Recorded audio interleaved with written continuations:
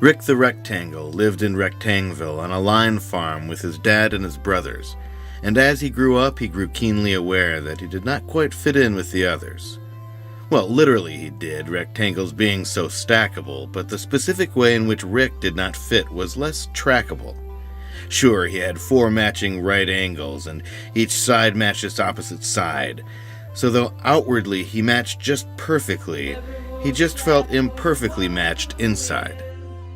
When at long last he was fully grown up, when he finally became full scale, he left that line farm and his dad and his brothers, and upon open seas he set sail. Once on his journey he thought he spotted some danger, and he cried, "Oh my God, it's a shark!" And a triangle cried, "Oh my God, really?" with what Rick deemed uncalled for snark. The first place he stopped on his grand exploration was the orderly land of the square.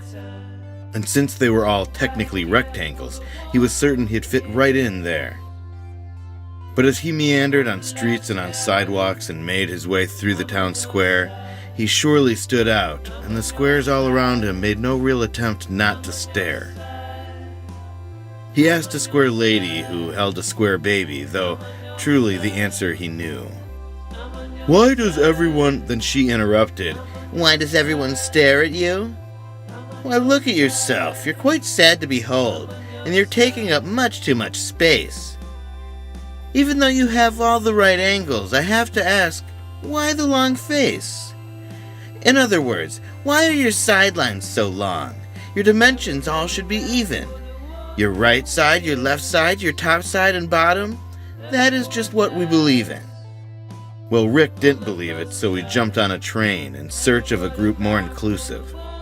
But quickly he learned his quest was a tough one. Acceptance, it turns out, is elusive. He paid a quick visit to the Trapezoid Kingdom. They thought his right angles were wrong. He went to the faraway Valley of Ovals, but they wanted a more oblong. He ended up sailing to the Island of Circles. He was hopeful, but soon disappointed.